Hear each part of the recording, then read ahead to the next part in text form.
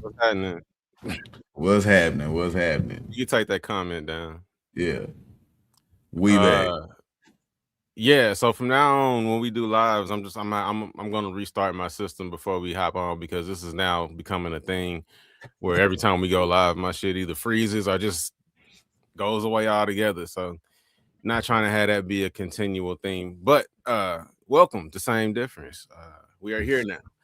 And we got some shit to talk about. So we weren't going to talk about the whole Brandy situation at all, but it just kind of became a hot topic over the last couple of days, and I felt like it was appropriate because it doesn't really coincide with the age of attraction conversation, but it kind of does in some ways. So I feel like it's appropriate to kind of fit those two things in at the same time.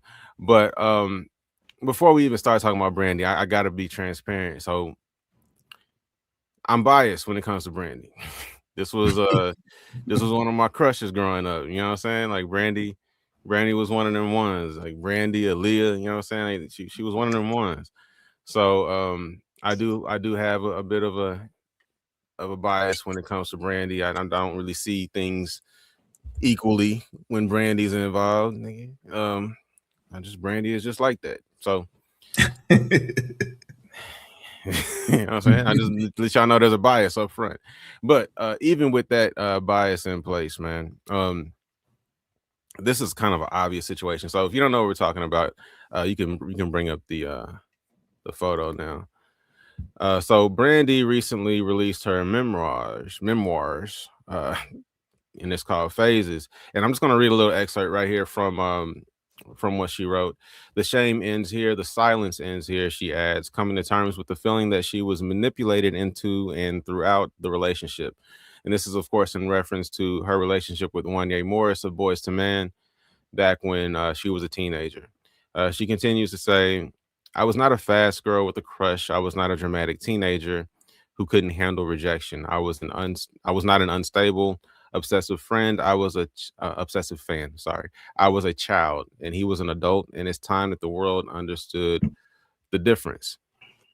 So, of course, this is in reference to the rumored at the times, and I think it was confirmed back then that they were dating when we were coming up, and this was all happening. But the lines were always kind of blurred as to how old she was, how old he was. I mean, the group's called Boys to Men. Kind of leaves in a little ambiguity. I don't know if how deeply people looked into his age back then, but a lot of shit was being overlooked back then. The whole R. Kelly Aaliyah situation also going on, but so she's referring here to the relationship in the sense that feeling now, looking back on it, like she was manipulated throughout the relationship because she was a child. Technically, she wasn't old enough to make those kind of decisions, and she definitely wasn't old enough to be in a relationship with an adult, man. At the time, Wanye is around 22, she's 16. I think when they met, she was 15 and he was 21. So meet at 15, 21, start dating at 16, 22. Shady as hell, right? So yeah. So what I want to do is pull up a video here from, this is the last time Wanye spoke about this directly. And I want to pull up the video of what he said about it most recently. I don't know how long ago this was, but I feel like it was a few years. But let's pull up the Wanye video for me real quick. Her mother and reached out to. Let's go back. Brandy and I were friends in the beginning. Okay, so first of all, there was a very zesty at the beginning of that. That's how he did always talk. It's very zesty smack at the beginning of that statement. But Brandy and I were friends, is what he's saying. Sean. Yeah. You and I both have 16-year-old daughters, right? Yep. You've had now how many this is your what 16-year-old daughter? How many times have you been through this age with the daughter? This is my third 16-year-old daughter. Your third 16-year-old daughter. Okay, so my first, right? She actually turned 17 next week. Okay, yeah. So mine turned 17 in May, right? So we each have a 16-year-old daughter. Does your 16-year-old daughter have any of your any of your daughters at the point when they were 16 have a 22-year-old adult male friend? No. Okay. How would you feel about a 22-year-old man wanting to be friends with your 16-year-old daughter?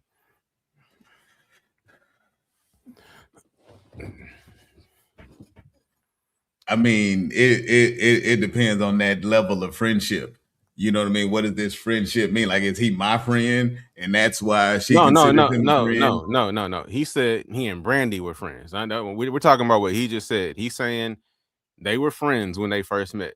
Now, when they first met, like I said, I think he was 21 and she was 15. But 15 and 21. Let's go to the 16 and 22. Let's just assume they were 16 and 22.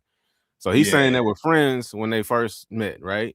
He's 16, she's 22. Does that make sense to you? I mean, no, I don't.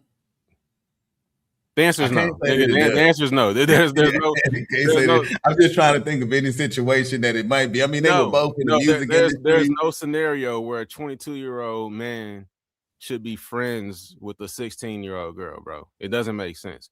And like, I'll give you an example, bro. Like, all right. So when I first got to England, I was 19, right? When I first got to base, so I was stationed to Joint Analysis Center, where you have representation from every branch. You got Navy, Air Force, Marine Corps, Army. We're all there together, right? So this is in the base that we lived on was in Alconbury. So we're out there on this, and this was all self-contained. And what was cool about the base is everything was there, but also what was dangerous about the base is everything is there in one place. So you got all the single folks, we're all in these dormitories, which is essentially apartments where you share a bathroom with one other suite.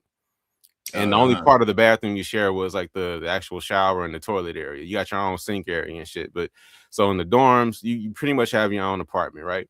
So you got your dorms over here on one section. On another section of the base, you've got like the base housing. That's where all the families are. So anybody that has a wife and kids and they're stationed there, they're over there. And then you've also got like your store, you've got your gym, there's a high school on base, church, like everything's on base, right? Yeah. So when I got there, like there was a known couple of girls there who were high school students, right? So I think they were daughters of like officers, right? But they went to school on the base. I don't recall what grade they were in. I feel like they could have been seniors, but honestly, I don't know. Because once I found out, like, okay, these are high school girls, and I think their fathers are officers or whatever, but they were known for like hanging around the dorms. Like they were known for like trying to be around like the dudes right on the base, right? Yeah. And it was also known that, they had been with a few of the guys on base. So once I found out who these girls were and like what they were known for, I actively avoided them, nigga. I'm 19 years old, right? So like I was just in high school the prior year. Like I'm not years removed from high school. I'm 19. But as soon as I find out, okay, these are high school girls, some officer's daughter, and they freaks, bruh. If I ever saw them in my vicinity, I would go the other way. If I saw them coming, I went the other way, right? I was never in a room with them. I didn't want to be anywhere near them, bro. And I'm 19 at the time. But that's how paranoid I was about being around like high school girl. It was just a whole like thing, you know what I mean? So I can't imagine like at 22 saying that a 16-year-old girl is my friend. And then obviously they were more than friends, but he's saying that to kind of soften the blow of everything else he's getting ready to say. But just to break down the nonsense of it all, nigga, like a 22-year-old saying that you're friends with the 16-year-old, that's a problem number one. It doesn't make sense. And then go ahead. I was gonna say, what about a senior talking to a freshman? Talking about a high school senior talking about a freshman in college? No, talking to a freshman in high school. That 4-year difference. I mean, that's a significant 4-year difference. I think that's why they started, like in some schools, making the 9th grade center a separate facility altogether, because that's really like, how old are you when you're a freshman? Like 14? 14. Like 14, yeah. That's pretty young to be talking to somebody that's 18. You know what I mean? I did, and I was asking because, like, I had a homeboy when I went to high school with, and he was dating a freshman, and they continued to date after he graduated. He went on to the military. So at some point, they would have been, I guess, 22 and 18 or 22, 17, somewhere around there. And I don't know, it wasn't weird because they had been dating for years. Yeah, I mean, what I mean? It's a gray line, I think, bro. Like, I think at the same time, though, it's still kind of weird, like for a senior and a freshman. It is, like, honestly, just because typically as a senior, you don't really too much want to fuck with the freshmen. You know what I'm saying? Like, you really, you ain't really trying to associate with them at all. I mean, I don't know, because like, I don't know. I know well into my, I don't know, 21, 22, I was still talking to, high school girls, not freshmen and shit, but I was talking to some girls that were still in high school. Yeah, I mean, so I don't know. I mean, it's a, like, if I'm 21 and there's a 3-year age gap, so I'm 21 and they're, 18, 17. I don't know. I know I did it, but it didn't feel wrong at the time. So I don't know. I get what you're saying in a way, kind of like being that you're not that far removed from that age group, and I liken it to this though. I just think it's like this, bro. So I was when I first came back to Texas, when I left San Diego, when I first came back to Texas, I was a youth minister, right? And this is back when I was still going to church and shit.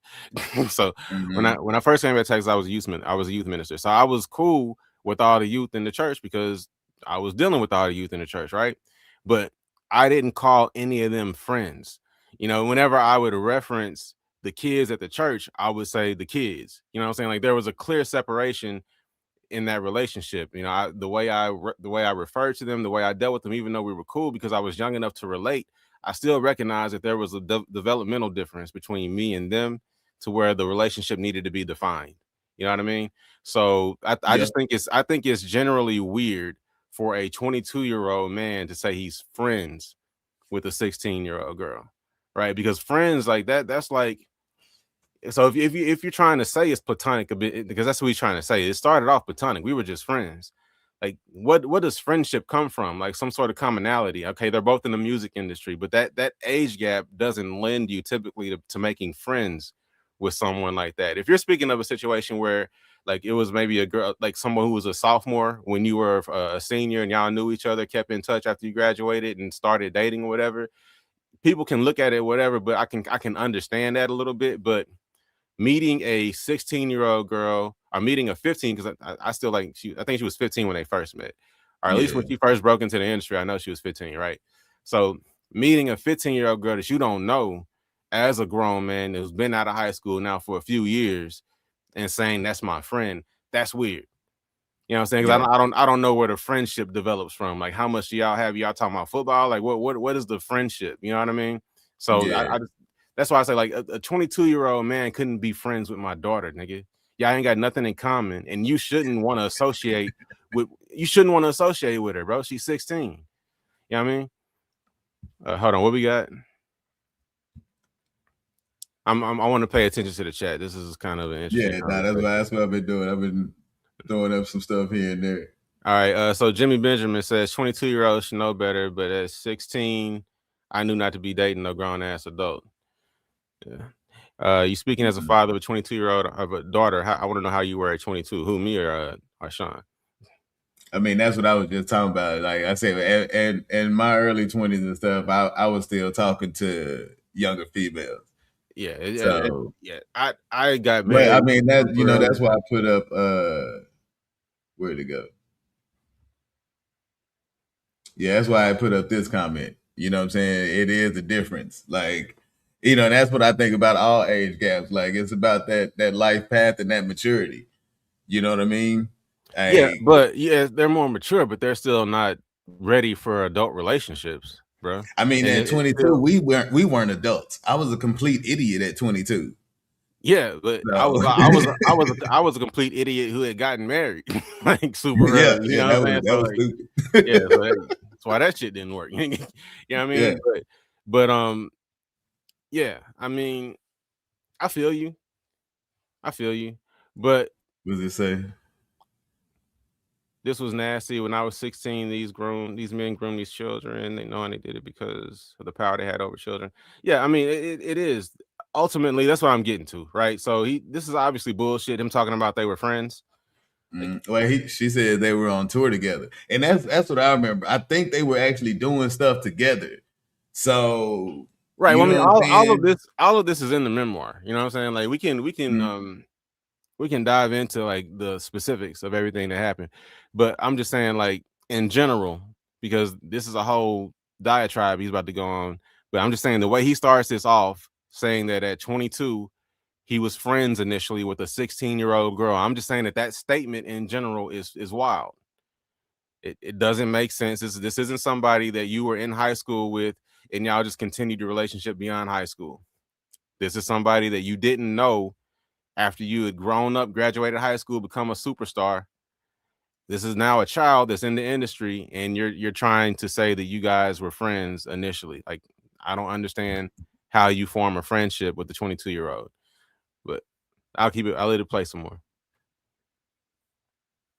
Her mother and reached out to me, as well as my manager reached out to Brandy, because Brandy was a big fan of mine.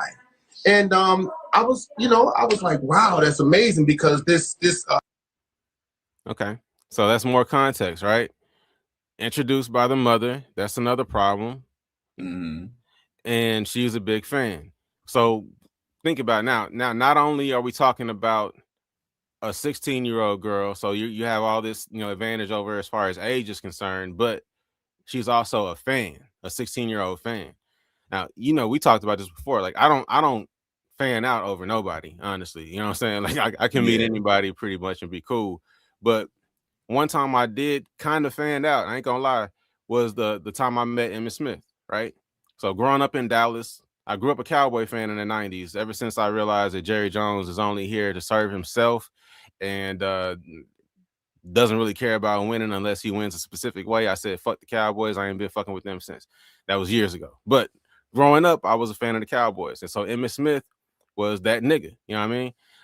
All-time leading rusher. One time I saw Emmitt at church at the Potter's house, and years ago. It was crazy. I saw Emmitt at church at the Potter's house. It was after service. I walk up to him. He's having a whole conversation with somebody.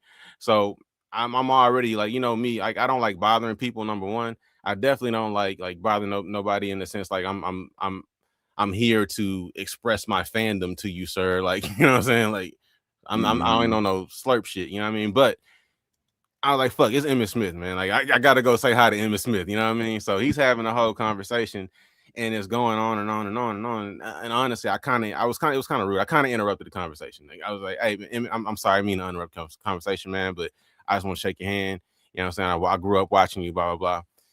He obliged, shook my hand, and went back to his conversation. I walked out. But I kind of like, I don't really put myself in that position. But because it was Emmitt Smith, even as a grown man, I humbled myself in a sense just to say I shook Emmitt Smith's hand, right?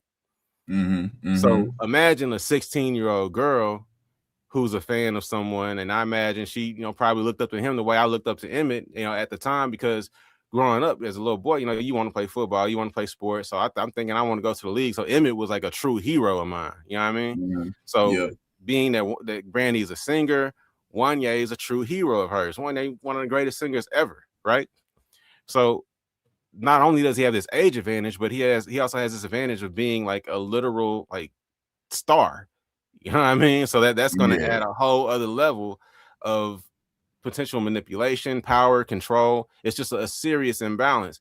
And I think one of the responsibilities, if you're in a position where you have fans, quote unquote, is to handle that responsibly, to understand that, okay, my underage fans need to be treated a different way than my other age fans. You know what I'm saying? I don't need to be associated with somebody who is technically underage and in the same way that I would, a grown woman. I shouldn't engage with her the same way that I would an adult. But the fact that he is engaging, that's already a signal that this is headed in the wrong direction. So I keep playing. I mean, okay. No, go ahead. Say what you got. I mean, I'm just saying, and if I don't know, it's it could happen that way. You know what I'm saying? They're on tour, they're doing music together. Yeah, she's a fan and all that, but if he was truly just trying to be her friend, okay, bro. Again, let's think about your daughter. All right, let's think about your 16-year-old daughter. Yeah, if my daughter, let's say she had a music career right now, who's I don't know anybody that's 22 and sings. I don't either. But you know what I'm saying? If she, I don't know, I wouldn't. I don't think I'd be that mad unless he's using that power to manipulate her. You know what I'm saying? Like if he's not using, So you wouldn't be that mad at what? Like, I mean, if my daughter's in the music career and she has somebody that she looks up to, and now she's about to go on tour with that person, like, yeah, she's probably gonna have feelings, but like, it doesn't mean that he manipulated it or groomed her to do that. So would you allow her to be in that position and to go on tour with this nigga and be in spaces where she's alone with this nigga who obviously isn't setting up the proper boundaries if he's trying to claim friendship with a 16-year-old girl?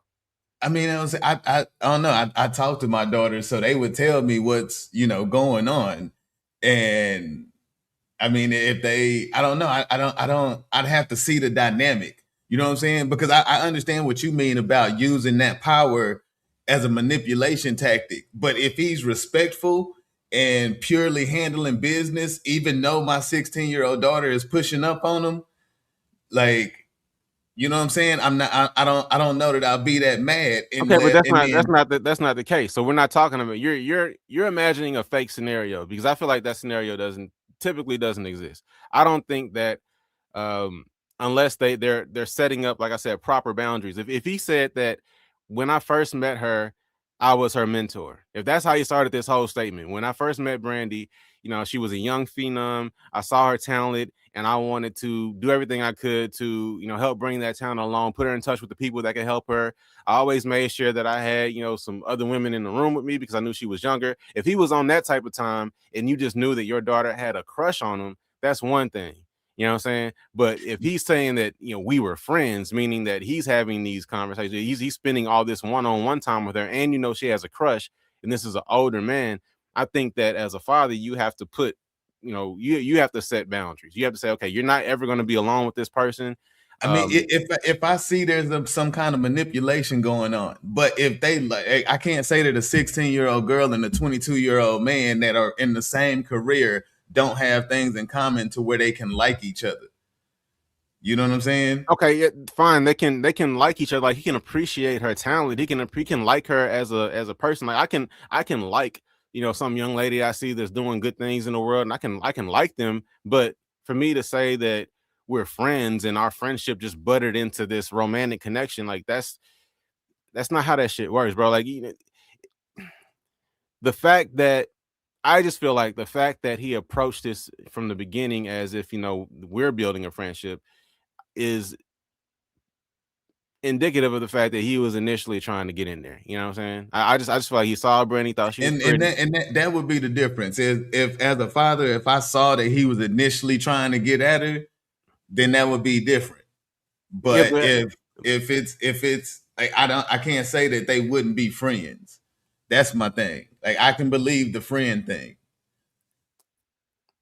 And if that, I just thought you got me stuck on this, bro. We're supposed to be watching this video, but I don't understand how you're justifying a scenario in which your 16-year-old daughter has a 22-year-old male friend, bro. Like that. No, you don't. That's not your friend. If it's a mentor, cool. He can help set you up with opportunities, but he doesn't need to be dealing with you on a one-on-one shit, especially if you have a crush and you're underage. Like, bro, this shit is. I feel like it's fairly simple. You know what I'm saying? I don't feel like there's a whole lot of. I mean, you know what I'm saying? If you're talking about like this whole one-on-one thing, I don't know that would happen as two people that are on tour. Like, there's people everywhere. Now, if he's asking her to go, to his room, or let's go get dinner, bro, that's something that can happen in that scenario, because you're not gonna be on her side unless you as a father are going to be at her side every day. But I mean, come on, that's not realistic. You are living your own life, And I mean, yeah, no, I understand, but if she comes back and tells me like, hey, me and Wanye went to dinner together, then I can see that there's something different.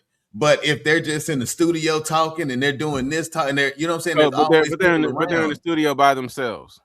You They know, wouldn't be. you There's engineers, would there's all not, kinds of people. Like Boys to Men nigga. and Brandy No, bro, wouldn't have been in you the. can be in the studio by yourself, especially once you know what the fuck you He doing, ain't no damn engineer. He ain't making beats. He is a singer. There's other bro. people in there. Bro, he ain't got to be a fucking. Neither one of us have taken the training to be classified as engineers, but either one of us could go. Both of us can go in the studio and do enough. But and that's what I'm saying. So if I hear the story like, oh, he invited me to the studio to work on some tracks and it was just them two, then I know something. But if that never happens, then why couldn't they be friends? If they're only in the studio, it's three other niggas and Boys to Men. Because they're not friends, bro. Like that's what I'm saying. Like, what is a friend? A friend like that? That's not. A friend is somebody that you get along with. A friend is more than that, bro. Because I get along with a lot of motherfuckers. I only call a few people friends. Like a friend, like, that's a very specific word. And friendship, I think, has a deeper meaning than just somebody I have some shit in common with, or somebody I'm in the same industry with, or somebody that I'm attempting to mentor, like an underage girl that I'm mentoring. I would classify that as a different type of relationship other than a friendship. I don't see how at 22 you're making friends with 16-year-old girls. It's just in a work dynamic. I mean, you know what I'm saying? You have coworkers, but then you have coworkers that turn into friends because you talk to these people. And you have coworkers out of 7 days. Coworkers that you're trying to fuck too. You have coworkers that you're trying to fuck, and you spend time. But there's going to be a difference, and you have to, if you can't, you have to be able to see that difference. You know what I'm saying? Okay, but I think that's the difference, though. I think the difference is him approaching it from a we're friends point as opposed to I'm her mentor or I'm looking out for her. I'm helping her find opportunities. I'm putting her in touch with people who can give her more opportunities. That's what you're saying is you're trying to put him just because he's 22 and she's 16. You're trying to put him above her. If he saw them as equals, that would make it a friend, not a mentor. That's the problem if he sees a 16-year-old as an equal, bro, because at 22, I didn't see 16-year-olds as equals, nigga. You might not have met no mature girls. There's plenty of 16-year-old girls that was way more mature than I was at 22. Like, think about it. At 22, bro, like mature girls, nigga. Like, come on, dog. Like, they're again, we both have 16-year-old daughters, nigga. I feel like my daughter is super mature. My daughter has had a 4.0 like for the past couple of years. She's been honor society, like perfect grades. My daughter is a type. If her clothes are washed, you ain't gotta tell her shit. She'll go get them herself, put them up herself. You know what I'm saying? Like she does her work on her own. She's the type like she'll finish her work at school before she comes home. My daughter is extremely responsible and mature in my mind, right? Yeah. I still don't think she's mature enough to have a friendship with a 21, 22-year-old man, bro. Like, regardless of how advanced she is or how intelligent she is, she's still a 16-year-old girl. So I'm not going to trust a 22-year-old man. Yeah, and that's just you projecting on that 22-year-old man. No, that's me protecting my fucking daughter, nigga. If he doesn't have ill intention, that's me protecting my daughter. I ain't got time to worry about whether or not I know whether this man's intentions are pure or not. I have to protect my child. I feel like letting a 22-year-old man in her vicinity talking about he's a fucking friend is me not being a good goddamn father, bro. That's wrong. That's wrong because if it is a mentor, I'm about to end this, bro. What the fuck do you mean that's wrong, nigga? How is that wrong? Look at how many missed opportunities. Like, what if Brandy, if you felt like that, Brandy wouldn't be who Brandy was already on, nigga. Brandy was already on, nigga. This nigga didn't make Brandy. Older men, nigga. Huh? Because of the older men that she was in the vicinity to. It wasn't no 16-year-old girl that owned the damn studio or but her mother was a manager. Her father was there, like her parents managed her career. There. You can't just not trust men and not let her around men. Bro, let's be realistic. I'm not saying she can't be around men. Of course she's gonna be around men. You can't be in any industry and not be around men. But the level you're the only one assuming that they were alone. The level at which you're around them can be managed, and it should be managed. If you're gonna allow an older man to have a significant influence on your daughter's career, and she's still underage, I feel like there need to be like barriers and parameters put around that relationship. Like, okay, if you're going to spend time with one, there always has to be somebody else in the room. No exception. Until you are. Maybe they did that. Okay. Obviously not, nigga. Obviously not. Because the things that he talked about doing with her, and we're going to get to it, the things he talked about doing with her, I doubt somebody else was in the room when they did the shit. Okay. But does that mean that it can't be done? That what can't be done? Like, hey. Okay, yeah, okay, nigga. All right. If Jesus wanted to be friends with my daughter, I'd be cool with that, nigga. But other than that, no, nigga. I'm not trusting nobody but Jesus. Just how you said you was the youth minister. Like, I'm pretty sure you. And I didn't. But what did I say though, nigga? What did I say? I didn't have no fucking friendship. Yeah, you set those boundaries. You know what I'm saying? Yes, so nigga. So a nigga that's not gonna set those boundaries can't be around my child, because you can't be around my child talking about you her friend if you're 22. If you say so, nigga. If I say so. I'm just saying there's ways that it can happen. Right. I'm pressing play, nigga. I'm pressing play. Young lady was pretty cool. Now I was young at the time. I wasn't 30 nothing. You know what I'm saying? So don't get it twisted. Hold on one second. Can we keep it down? Because I can't have. All right. So what happened is we actually, she became kind of like my little protege. You know what I mean? I'm the one that introduced her to Vita Spears and Ralph Fuqua. They came to us to actually do a TV show on the UPN network. And I said, well, Brandy's down the hallway, and, she's basically, she was on the Thea show. Okay, cool. Introduced her to that. The show came to fruition. My mom and I wrote the theme song to the Brandy show. So Brandy and I were really, really close. Once she turned of age, we had been hanging around each other so much. We've been hanging around each other so much that there became to be some sort of connection, an intimate connection. That's called grooming. That's not what grooming is, nigga. That's literally what it is, nigga. You're hanging around an underage girl until she becomes quote unquote of age, and that even that statement alone is questionable. We'll get to that in a second, because he's talking about of age, nigga. But 16. Yeah, I mean, he just said exactly what you said, that she was his protege. So he was mentoring her. Like, how is mentoring the same as grooming? Like, you have to have more details on what happened to know that it was grooming. Well, we know we have more details, nigga. She came out and told us, nigga. We have details. I didn't read the memoir, nigga, so I don't know, nigga. But I'm saying you can't classify it in every situation. Okay, we're talking about this situation. So okay, I know you want to have this myopic view where there are these 22-year-old men out here who have absolutely no sexual motivations whatsoever. They just want to be friends with 16-year-old girls. Like, okay, cool. I know that's what you think exists somewhere in this world, but we're talking about this specific. I'm talking about the dynamic. You know what I'm saying? You when you were over the youth group, did you have ill intentions to those kids? No, nigga, so but I had boundaries, nigga. I had boundaries. I didn't call any of those kids my friends. I see those boundaries, then why would I not let my dog? Why would I not trust this man if I see him set those boundaries? But you're talking about a fucking hypothetical, nigga. He obviously he didn't have those boundaries in place. Obviously, if you say so, nigga. What you mean if I say so, nigga? She said so.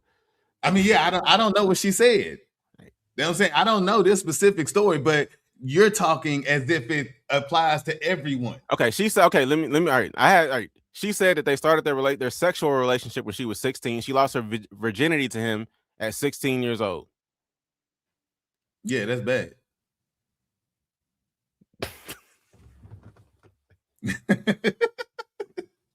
Hey, that's not grooming. Like, they was already doing it, nigga.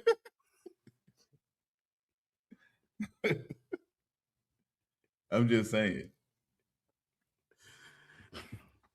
So that's what you end up saying in the end, nigga. After you allow, because you want to be benevolent and assume that this nigga is just here to help, and then find out later there's some fuck shit. I would have known if he was setting those boundaries from the beginning. Right. That's what I'm saying. I don't know this story. So like you just asking me about a 16 and a 22-year-old, there's a million situations that it can be okay. That's what I'm saying. So with this situation, clearly it wasn't if she was sleeping or if they were sleeping together when she was 16. Like clearly he didn't have those boundaries set. But you can't apply that to every 16 and 22-year-old in the world, nigga. All right, let's press play. Actually fell in love. Now, we were young. That's what happens. You're young and you fall in love. You know what I'm saying? Especially when you have the ability to be around somebody a lot, you begin to know things about them. You know what I mean? And they know things about you. Now, when you're young, you make decisions based on your youth. You know what I'm saying? You don't make decisions, moral decisions that put you in a whole position where you know that this is what's going to be for the rest of your life. You're learning through everything. And Brandy and I learned through a lot. When it came time for Brandy to go on her prom, she was my girlfriend. Kobe Bryant was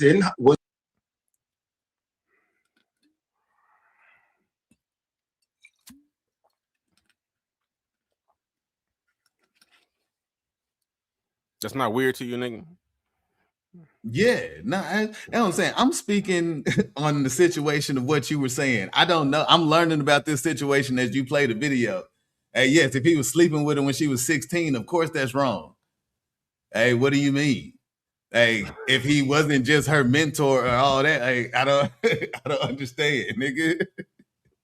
Hey, when you started off this conversation, you asked me about a 22 and a 16-year-old without me knowing what happened here.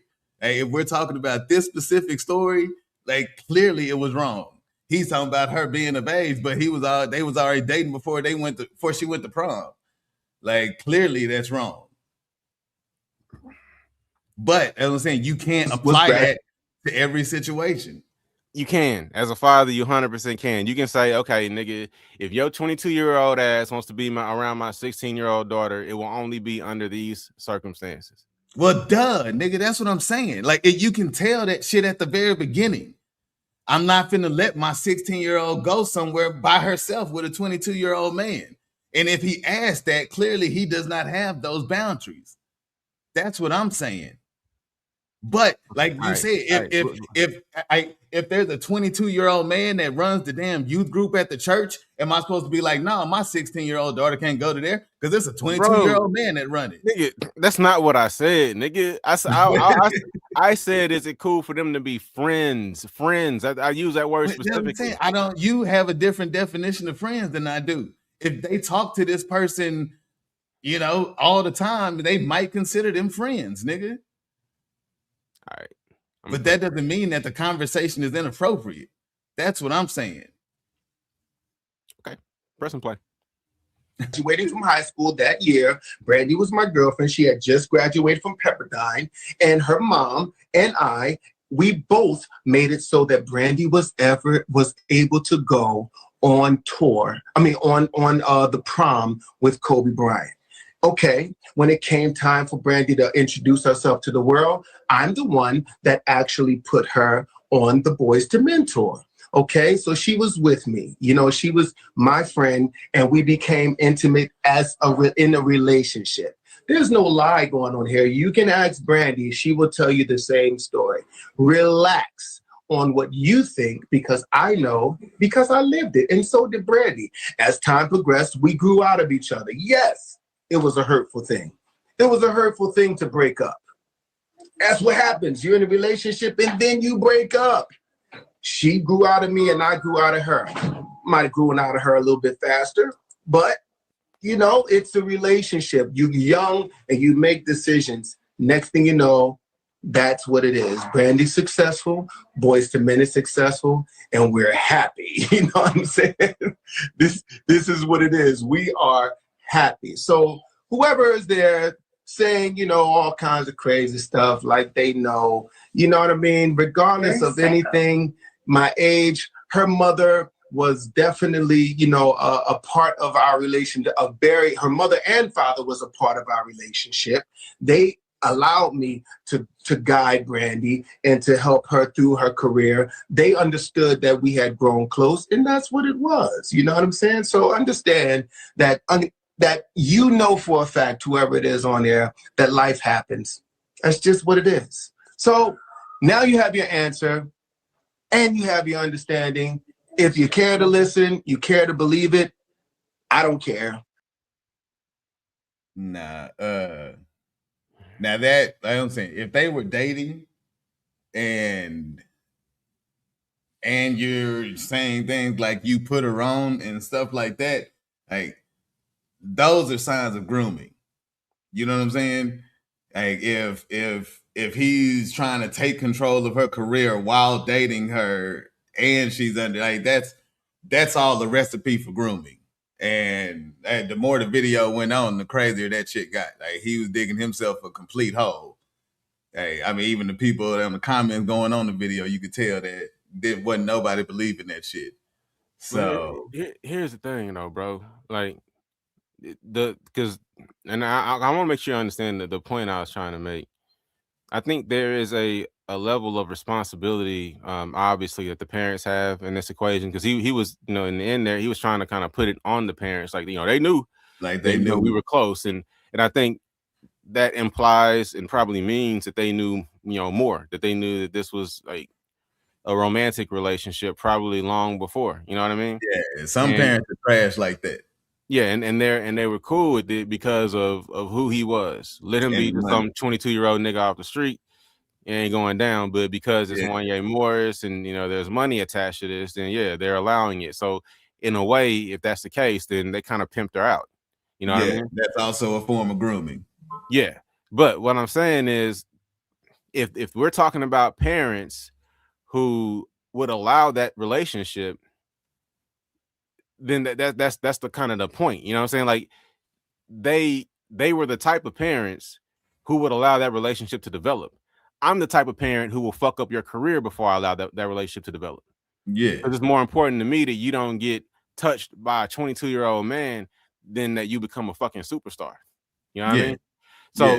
So I think, and that's the point I was trying to make, bro. Like, I think it was obvious from jump what his actual intentions were, and those barriers were never set. So I need you to have a different opinion. Like a different opinion on what? On just the possible validity of a 22-year-old having a close one-to-one relationship with a 22-year-old man, specifically. A 22-year-old man having a close one-to-one relationship with a 16-year-old girl, to the point where he calls her his friend. A one-to-one relationship is not cool. That's clearly already off on the wrong But that's what a friendship is, bro. Like friends are one-to-one. That's not an associate. Okay, like, so people that work, right? Associates. You don't necessarily spend one-on-one time with them unless you become friends, y'all go to lunch together, whatever, y'all start kicking it. But other than that, you only see them in group settings. Those are associates. Those are people you work with, coworkers, even partners, even if y'all work on the same project, whatever. But it's not your friend. With the fact that he was calling her his friend means they spend intimate time together. Friends spend intimate time together. You know what I mean? So that's what I was trying to clarify, bro. Like that there's no scenario in which a 22-year-old man should be calling a 16-year-old girl his friend. That's what I need you to agree with me on. Because that in and of itself. If you're defining friend as only spending one-on-one time, not then only nigga, but spending somebody that you spend. I mean, spend one-on-one time together. If that's the only way to classify a friend, then yes. I don't classify. I have hella friends that I've never spent one-on-one time with. It's always been a group setting, but I still consider them my friend. I mean, even my wife's friends. I've never spent time with my wife's friends one-on-one, but they're still my friends. Those people I'm cool with. Well, I say they're my friends. So that but on your definition of only spending one-on-one time with, then that's wrong. All right. But as I said, if my daughter goes to the studio with some boy group and she considers all four of them her friend, I'm not finna be mad. All right, you can put up the next clip. So that was Wanye talking about it most recently, right? Or the most that was the most recent time that he addressed it. The clip that we're gonna play next is from years ago. I don't remember what year. I feel like they were in their late 30s, early 40s when this next clip came out. Okay. So about what, 10 years ago? Something like that, yeah. On the maybe more, because I think any like 54 or some shit, 52, 54. Oh shit. Really? Yeah, this might have been like 15 years ago. Okay. But do you see the you see the media there? Yeah. Yeah. Oh yeah, you can go ahead and add it. Were you the only one that was ever involved with a celebrity? All right. So this is them asking him And you had a about celebrity the relationship. about the relationship with Brandy, specifically however many years ago. Were you the only one that was ever involved with a celebrity? Who was he dating? Wanye was banging Brandy. Brandy. He left you lonely, broken hearted. No, I didn't actually leave alone. He was teaching Ray J how to do videos. You told Ray J how to do the same. That's why they called you Squirt. That's what I was thinking. That's why you Squirt. I mean, Brandy even said in her behind the music that you broke her heart because you fell in love with somebody else. I mean, you only fall in love with somebody. You only fall out of love with somebody else if somebody makes you fall out of love. Mm-hmm. You know, so if that was the situation, if that's what she said, then that's political. I like that. I can't contest to her view about it. I can just only live by my view. Revolt, revolt. They were saying she was really young when y'all dated. Yeah, she was. Not that young. Not jailbait. No, that's what I'm saying. Hold on, but you know that's why. But that's why I stopped it. Hold on, but that's why I stopped it and said that she wasn't that young, because I don't want y'all to think Boys to Men was young. She said she was. I was young too. She said she was 15 and she had to keep it a secret because she was so young. See, we did the thing. We did the thing when she was like 16, 17, around that time, you know. Mm-hmm. So you were still a boy too. You had. Yeah, I wasn't old. I wasn't men like yet. 38 years old, nothing like that. I was old enough to. She was old enough to get it. Okay. That's wild. That's a 40-year-old nigga saying she was old enough to get it. Talking about. I mean, like I said, the 22 to. I said, I know I was with some 17, 18 at 22, 21. So I don't know. I can't really put myself back into those shoes. I mean, but the thing about it, bro, like at that age, it's so close, right? So yeah, 18, like that 18, 22, you're so close in age, and there's so much, I feel like there's so much advancement. Like you were talking about the difference between a high school freshman and a high school senior. And the reason why I feel like they started making the 9th grade center a whole separate building, because there's a big difference between 14 and 18. I think there's a big difference, bro. I just think that they're, even in those couple of years from 16 to 18, you do so much growing. And that's why, like, that's like the last 4 years of true childhood, you know what I'm saying? Where everything is, you know, everything is taken care of. But you do so much growing. Responsibility, you do something, and bro, like, you witnessed it. I'm witnessing it. Like, you see what teenagers go to, the evolution of a teenager, nigga. Like from 1 year to another, they become different people. Nigga, there's a lot of growth that happens in those years. So those years matter. The older we get, the less it matters, right? So there isn't as much difference between a 35-year-old and a 45-year-old. There's less difference between a 35-year-old and a 45-year-old than, in my opinion, than there is between a 15-year-old and a 20-year-old. You know what I'm saying? There's way less difference, nigga. You know what I'm saying? Yeah, now the 16 to 22 is crazy. That's just a bit much. Like at 22, 15 and 16 is wild. You know what I mean? Yeah. So, I mean, thinking about it like that, you know what I'm saying? All right. But was it legal in the state y'all was in? I mean, we was always in different states. We was on tour. They had a nomad relationship. You know what I'm saying? We just, we didn't do it in the states that it was legal. It was illegal in. Nice. Gotcha.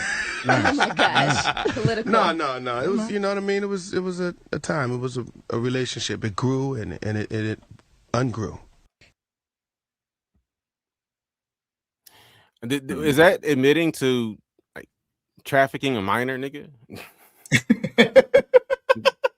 For sexual purpose? I'm just saying, like it was legal in different states. Yeah. So he's saying that while they were on tour, nigga, you know what I'm saying? Like we going different states. They was that's crazy. That's what I'm saying. That's just a bad situation all around. And should have been stopped a long time ago. Especially knowing that she was a fan and stuff. But I want to address this. So then how can they be friends at 16 and 22? Like that's, like I said, that's under my dad. I have daughters that, they call anybody they meet the very first time they friend. So I don't have that a deep of a meaning as he does about what friends are. It's just a word to me. So you know what I'm saying? If like not talking about one-on-one time. I mean, even in this generation that we're in with gaming, you know what I'm saying? My daughters play Call of Duty. They play Fortnite. Like there's all kinds of ages on there. And, I know their friends range from a wide group, you know what I'm saying? But they don't know these people. They don't talk to them other than on the game. So, I don't know, how bad that can be, but if they loosely use the word friend, I'm not going to look too much into it. You know what I mean? Which the ones that my 16-year-old daughter calls friends are the ones that she talks to off her line, which are, people that are all around her age. So, I mean, I actually don't even know if she has anybody that's in their 20s that she plays games with, but she's not going and hanging out with 22. No, she's not. So, and that's what I'm saying. That's where the difference comes in, to where I'm saying it can be possible. You know what I'm saying? Not that they should have an intimate relationship. Yeah. Well, I mean, basically the whole point. So, hold on. No, I was just reading the last comment. So basically the whole point, she came up with the memoir to basically take control of the narrative, because this is something that's been talked about over the years. This Breakfast Club interview is crazy. It's wild that didn't get the attention that it should have at the time. That everybody is kind of laughing along with this conversation, because it seemed like there should be a lot of follow-up questions, like, she was 16, nigga. He's like, I wasn't 38. Well, nigga, how old were you? You know what I'm saying? Like, I get that you weren't 38, but you notice he didn't say how old he actually was, because he knows there's something wrong with that. He didn't just say, I was 22, she was 16, like that shit's normal, because he knows that shit's not normal. Yeah. No, that whole room was out of line. He could have been checked a couple times, but and to reply to this comment, I do watch my kids. I'm usually the one that's playing games with them. So I'm there when they're online and playing games. I know about all their friends and stuff, but I do watch them just so she knows. All right, yeah, but so yeah, it's up, man. I don't know, if anything is going to come of this significant, but it's good that at least people are having the conversation now. Things like this, I'm sure there's still shit like that going on in the industry. So, hopefully somebody who sees this story is thinking like, maybe I shouldn't let my daughter kick in with this nigga, regardless of what, fame could come of it, because that shit's got to be going on right now, bro. I mean, that shit, it's a bunch of people that came out and said that's how it happened, and their parents just went along with it. You know what I'm saying? I don't see how that's, possible. Like, I'm definitely not finna pimp out one of my daughters to get money. You know what I'm saying? But at the same time, I'm not gonna stop them from dating who they want to. I can only give them advice. I don't want to force them to do anything. Well, to an extent, though, right, nigga? Because you would stop them from trying to date an adult. I mean, yeah, if they're, I mean, yeah, I'm not gonna let them do anything illegal, nigga. Like, Okay. but you know, I have a 20-year-old daughter and a 23-year-old daughter, and I don't. All I do is give them advice. Yeah, I mean, I'm not talking about adults, nigga. I mean, that's Yeah. a whole other conversation. But I'm saying as long as they are legally children, you know what I mean? Like Yeah. we as parents have to have safeguards in place. So regardless of what they want to do or who they want to hang out with or who they think is cool, we got to be the ones to say, you know, who you can and who you can't be around. I mean, yeah, if your 16-year-old wants to talk to a 20-something-year-old man, you've already messed up. Like my daughters wouldn't even think about stuff like that. So, and I mean, I talk to them all the time. I mean, there's guys that they are famous that they find attractive. But it's different. It's different in this kind of scenario, as far as like, you know, the you've already messed up statement. I think because I don't think that Brandy necessarily. Maybe I don't know. You know, maybe there were 22-year-old dudes out there who she would have wanted to spend that kind of time with. But I think the fact that he was Wanye from Boyz II Men had a lot to do with it, to where his age just didn't matter as much. He's Wanye from Boyz II Men. Yeah. You know what I mean? I don't know if Brandy at 16 was just desiring relationships with older men. I just think she had a crush on Wanye, one of the greatest singers we've ever heard, and that was a specific issue. Yeah. Yeah. We're about to get to that, ISIS. That's next up. So if you want to put that graphic up, we can pivot. We can pivot to the Jorge conversation. Let's put the graphic up first so I can explain how we got here. What graphic? Oh, I didn't. Oh shit, my bad. I forgot it got taken out when I got kicked out of here. And I never added it back. My fault. What does this comment say?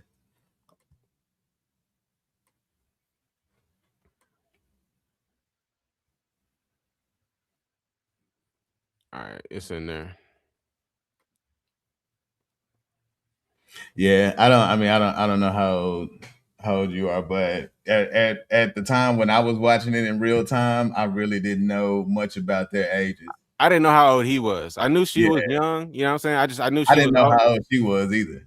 I knew I was younger than both. I knew she was older than us, nigga. That's all I knew. I knew I was at such a young age that you know, everybody who was older than me could have been an adult. So yeah. You know what I mean? No, facts. Yeah. So but the adults at that time. And that was back when like they kept that shit secret too. Like they would just straight up lie about it. Yeah. You know what I'm saying? Where they would say people were older so to get into certain spaces. So I mean, they did that with everything. Like Nelly and Juvenile, a lot about their ages. Hey, Juvenile just came out of how old he really is. But back when he was with Cash Money, like he was actually 25, but they said he was 20. So yeah, I mean that was common. That was common in the industry back then before Wikipedia, nigga. You know what I mean? Like now we be knowing shit, but back then, yeah, for real. So to answer that question, like it kind of flew under the radar because people weren't necessarily sure how big the age gap was, and then people who actually knew how big the age gap was were allowing it. So, yeah, it didn't say shit. Yeah. Yeah. So if a parents are cool with it and all these other adults, quote unquote, around are cool with it, then we're all just thinking, okay, I guess they're old enough to be dating each other. But yeah, even with the R. Kelly and Aaliyah, like I said, I didn't know Aaliyah was that young.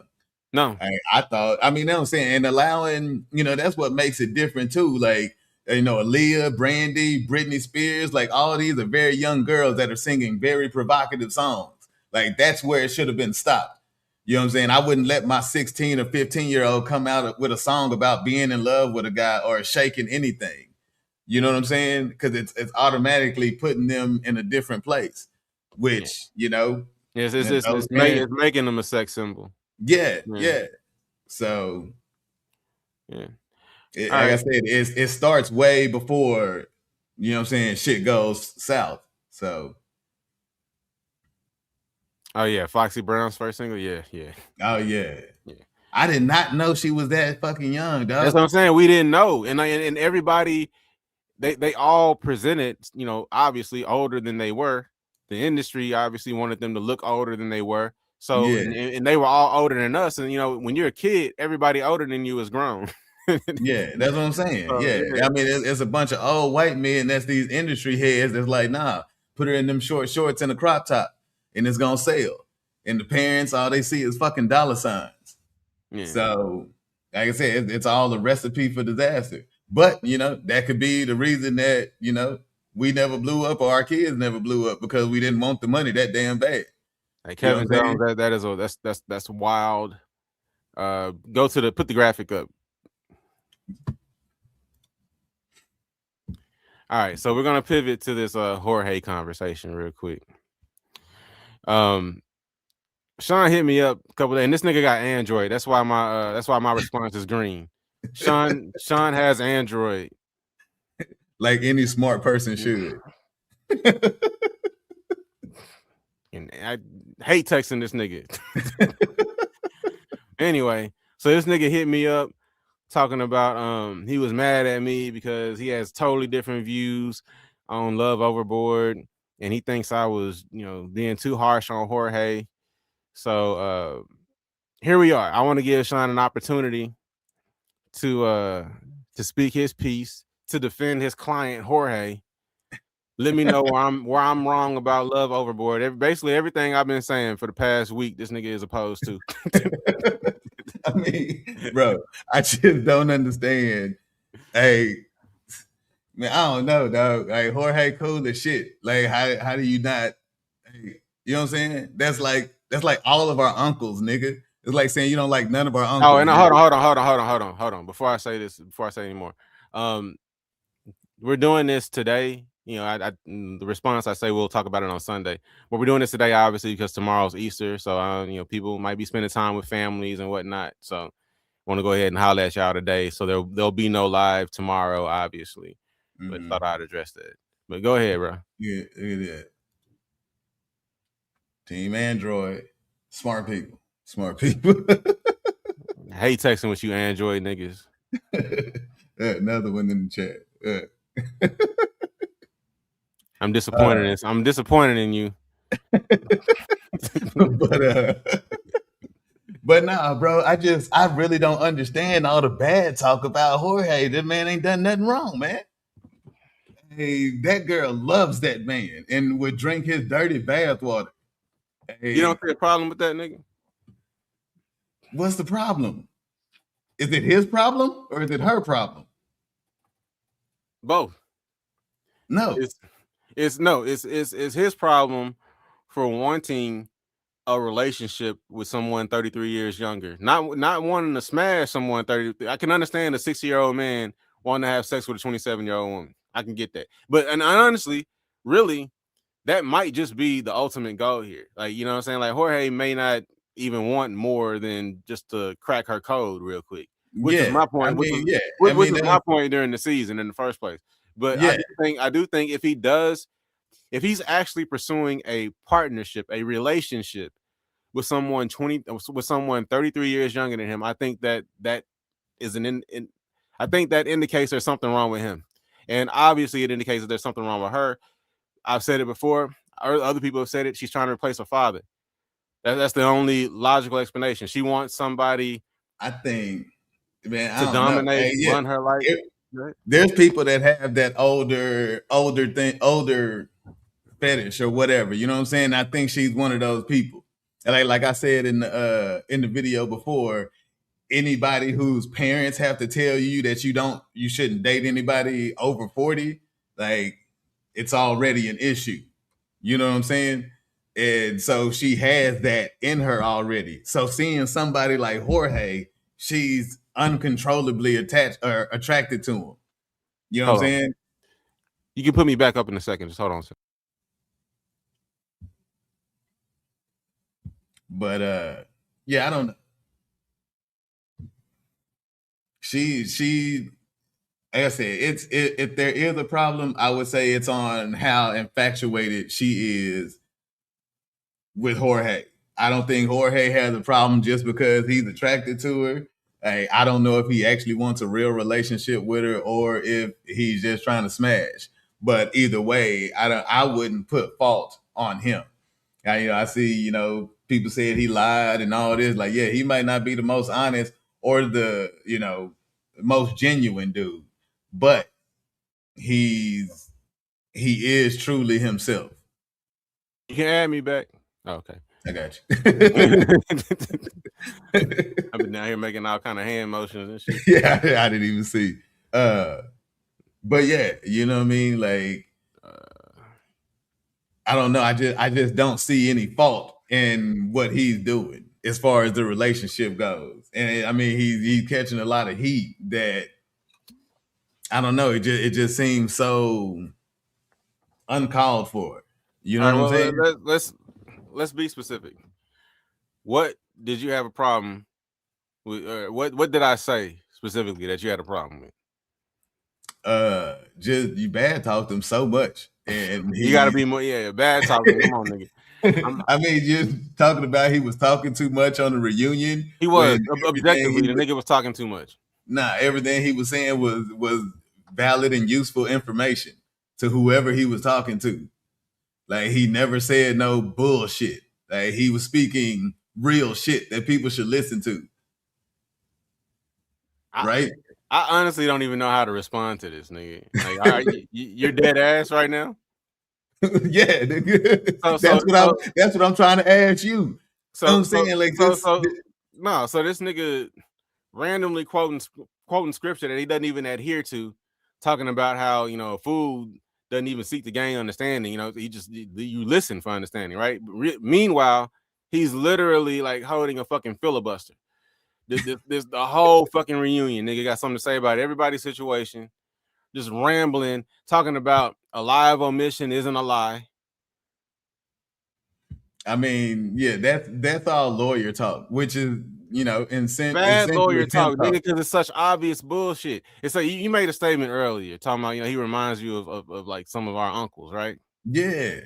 Do you think it would be good for a 27-year-old woman to be dating one of our uncles, nigga? But them niggas pull those girls all the time. I'm not saying I'm not arguing whether or not he can pull, nigga. Obviously he can. I'm saying that's not what I'm saying. It's not a good thing for anybody involved. It's not good for the 27-year-old girl, and it's not good for his growth or development as a human being, nigga. Because he's steadily staying in relationships with people he can manipulate, that he can out-talk, that he can manipulate, that he can run circles around. Because an older woman would have told him to shut the fuck up. I doubt it, nigga. I'm saying there's plenty. I mean, you can see from that show that there's plenty of emotionally immature older females, nigga. You know what I'm saying? Like to me, Vanille is way more mature than Teresa, and that's one hell of a fucking age gap, nigga. It's close. You know what I'm saying? It's close. It's at least very close. Yeah. I think Vanille honestly has more self-awareness than Teresa. Yeah, well, no, she has a lot of like Teresa don't have too much of nothing other than issues. So, but you know what I'm saying? Teresa and Vanessa are probably the oldest immature women I've ever seen in my life. I'm laughing at Kevin John. Everything you said was bullshit, bro. You trolling. I promise he's not trolling. That's what's crazy. Nah, how was everything he said bullshit? Yes, and what's cool? Okay, hold up, nigga. Before you start, nigga. What's cool about this for me is because like y'all are getting to experience what I've been experiencing my entire life knowing this nigga. He's not trolling. Like he's dead. Like we have these conversations all the time where he's just on the obviously wrong side, but he be like dead ass, bro, like dug in, dead ass, serious. Like he means every word. This nigga actually thinks that Jorge was spitting. That what? You think Jorge was spitting? Yeah, okay, and that's what I'm saying. Do y'all? Hey, I don't know how many people from the chat are from the streets. Like, look, me and Clarence are both from the streets, nigga, and we are completely different. It's not. I don't know. I don't know how to explain it, but like Jorge is somebody Like, that's how I want to be when I get that age, nigga. I want to be just this fucking player. While you probably gonna act like Bill Cosby, nigga. Which is two totally different people, nigga. So that's the main difference. Like, yes, he's spitting. He's spitting game. He's spitting like facts. Hey, whatever it is. Hey, he's an intelligent man that can use his words to get what he needs. And to me, that's a good dude. I don't think he's that intelligent, bro.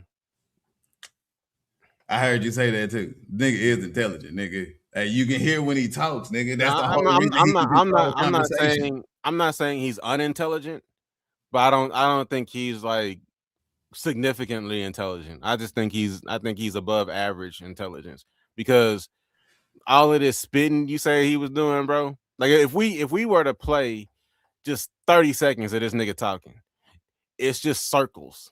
Like, he says it's word salad, but there's nothing actually being said. And if you hear the circles, then you probably didn't grow up listening to Pimp C.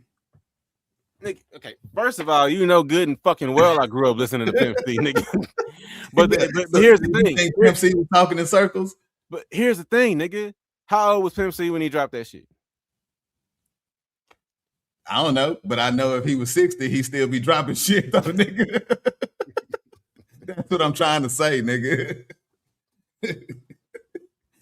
To keep it that long, I'm saying, bro, Jorge, this nigga is working out. This nigga still pulling girls at 60 years old. Most people thinking he 40. Nigga, that nigga, bro, ain't no most people thinking that nigga 40. Dumb people think that nigga 40. That's bro, not whatever. Actually, you might be right, because most people might be dumb. But most people who have like insight, nigga, I don't know, like who've seen human beings before, who've seen black people age, can look at that and see that he's 60. It depends on what you call an insight, nigga. That's what, because that's the thing. Like, and that's why I wish I knew how to explain it's two different lives, nigga. You know what I'm saying? Like how you said you was married, nigga, and I had hoes. We came from the same place, but went two different directions with it, nigga. And my direction is more of a Jorge direction, nigga. And so I understand what he's saying when he says what he says. And I think if anybody who didn't understand what he was saying, you just not, you know what I'm saying? You're not on that side. And it makes sense. But no, nigga, no, bro. Ain't nobody saying nothing about not understanding what the nigga saying, bro. I understand what he was saying. I understand that he wasn't saying shit. That's the thing. I understand that he was just talking, bro. And that's what I'm saying. Like, if he just talks long enough, a lot of people will think he's actually saying some shit. I think you're just happy to see an old nigga that's still out here playing the game. I just think that makes you feel like home. I think he feels familiar to you. Like you said, that you hope to be Jorge when you're 60, nigga. Like, yeah, nigga, I would like to be in shape and still looking good and still getting females. You can be in shape and still look good and all that shit and be like, I don't know, honest, nigga. I mean, no, because even like you said about him fighting, like that he shouldn't be fighting. Like, nigga, at 60, I still want to be able to check niggas. And that's what I'm saying. If you from the streets, like, understand, if that dude was holding a damn skateboard, that you know that you can talk him down. You know what I'm saying? And just like Derek said, like, if you don't talk that nigga down, all he's gonna do is get more hype. Bro, Herschel Jackson don't know what the fuck he talking about either. That nigga, you don't know what you talking about, nigga. Because if you walking with your girl and some niggas talking shit behind you and you don't check that nigga, then something wrong with you. Nigga, you don't think I've ever been on the street before and seen a homeless man or just some crazy motherfucker yelling shit to everybody that walks by? If you look at them, they'll say something. You're a fool if you say something back. Why am I gonna yell back at somebody who's obviously got issues? They're on the street yelling at random people. I'm not finna engage in conversation with this person unless they approach me in an aggressive manner. If it feels random to you, then it's random to you. But if the nigga says something specifically to me, I'm gonna specifically say something back. Okay, so let's walk through this, right? Because this is what I think happened. So you're walking down this downtown Dallas, nigga, right? Mm-hmm. You and your girl, you're walking downtown Dallas. You see a homeless man in the distance. yell at 3 other people as they walk by, right? Y'all get close, and he say some shit about you. He say something to you, right? Yells at you. Now you've already seen this man. You know he's off. He probably on some kind of drugs, maybe drinking. He on the street. Things ain't going well in his life, nigga. You know what I'm saying? He obviously got issues. He yells some random shit at you. You can't just walk by. You can't just keep moving. You can't just keep it pushing. You gotta say something to him. I'm sure I could if I wanted to, but I'm gonna make his day a lot worse. If he disrespects me as I walk by, I'm gonna make his day worse. It's just as simple as that. But understand this. I've been in that situation. And matter of fact, in downtown Dallas, where niggas was talking crazy, and I walk by. You know what they do? They don't say a damn thing, which is respect to me. You know what I'm saying? So if I walk by and you decide to say something to me, just like you said to them other bitches that didn't say nothing to you, then I'm gonna slap the shit out you, and you're gonna realize that you said it to the wrong nigga at that point. You know what I'm saying? That's how I am, and that's. You can be like that, Sean, but one day you may try to slap the shit out the wrong person. Yeah, they're gonna have to prove that shit. But why? Why make somebody prove that they're willing to use deadly force in a non-deadly force situation, nigga? Why? Huh? If that's what I'm saying, I'm always willing to take it to the highest level, nigga. Yeah, but so okay, somebody fine. You can be no, but I'm saying, like, inherently, right? Because let's talk about this, and I guess this is the one good conversation we can pull from that whole Jorge fiasco, right? Because I want to get to Love Overboard too, because I really want to know how you can support David. But let's talk about specifically, because the whole Vanell thing, I said it in my review. I got my own problems. This is a grown woman. If she wants to pine over this man, then she can pine over this man. If he wants to play with her and keep going until he cracks the code, then he can do that. But if we're gonna have a conversation we can move from, let's talk about this whole protecting your woman thing, right? I think there are obvious situations where a man has to put everything on the line to protect his woman.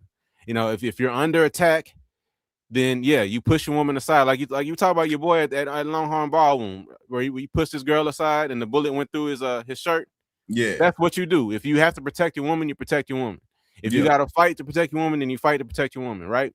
Yeah. But there are also situations where it's just not necessary, where you're dealing with somebody who's obviously mentally unstable, but doesn't actually pose a physical threat. What they're doing is strictly their thing. They're yelling at everybody. They're yelling at the fucking sun. When you walk away, they'll probably yell at a bug that flies by. They yell at God at night. They're mad at their life choices, whatever. This is not somebody that's posing an actual physical threat. So what is the benefit of engaging that person in any way?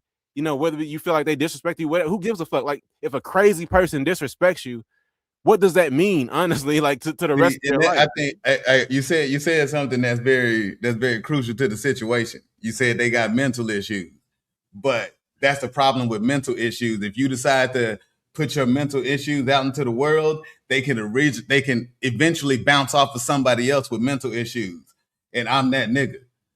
You know what I'm saying? Okay. So when somebody that has mental issues starts yelling at me, then my mental issues come up. And they're gonna have to deal with my mental issues now. But you're giving other people way too much control. So you're saying that somebody can get you all the way out of pocket just by saying some shit to you. Yeah. They say the right thing, I will get out of pocket. You don't see the problem with that?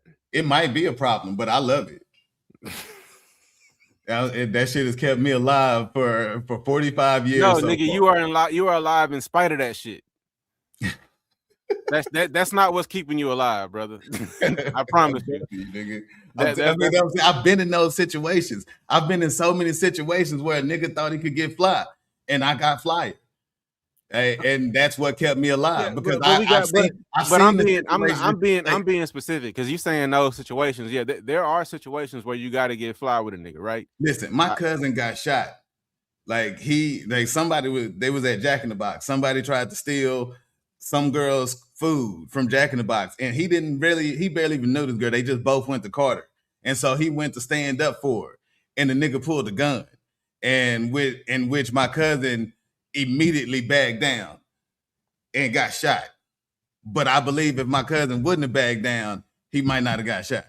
He might have still got shot. But I believe that maybe that dude was a punk. And so in those situations in life, that's how I've reacted. Hold on. So your cousin survived? He survived, but he still got shot. Okay. So, but if he's charging the guy, how many times did he get shot? I think twice. Okay. So this is obviously a very aggressive person, right? And they let off 2 shots at somebody that's backing up. How many shots you think they letting off if he charges? I don't know. Maybe none. Because they got scared. So maybe he's not surviving that. Because if the person actually feels threatened, because if they letting off 2 shots at somebody who's backing off, I imagine they emptying the clip on somebody who's charging. If you give them that much time, nigga. Nigga, it don't take that long to squeeze the trigger, nigga. I'm just saying. He got shot twice and then had to run home, nigga. Hey, if he'd have took those 2 bullets and took that nigga down, it might have been a different story. I don't know, nigga. But listen, what I'm saying is that's how I approach things. Anytime a nigga has came up to me, I'm coming right back at him. Okay, came up to you though. We're talking about somebody just yelling on the street, nigga. Somebody. Yeah, and I'm always gonna give them what they asking for. I hope you heal from that, nigga. Like I really do, nigga. I hope you see it as something that needs to be healed. I don't. Yes, because it's not necessary to give your energy to everybody that offends you, nigga. Like there are people that you can address. Listen. I've went away from situations. I've turned the other cheek. I used to be a devout Christian, so I've turned the other cheek plenty of times. And to this day, I regret it, nigga. I regret it with my whole entire heart, nigga. You know what I'm saying? One time I was in college, nigga. I got into a fight with a nigga. I told this nigga 100 times I didn't want to fight him. This nigga beat my ass, nigga. Okay, I went back to my dorm room. Wait. You gotta give me more context. So you're standing there telling him you don't want to fight, and he just started beating your ass. Like, nigga. Like he walked me down. Like I'm walking back to my dorm, back turn, nigga. This nigga came. Okay, but that's different, nigga. We talking about a nigga that's approaching you trying to fight. I'm talking about somebody random on the street. But just listen, though. The only reason he did that is because I didn't want to fight. He assumed that he had the upper hand. So, yes, when I went back to my dorm room, once that shit clicked, I walked right back out of my dorm room. Nigga, like we're talking about totally different situations because that is somebody who is presenting an actual threat, who's trying to fight you.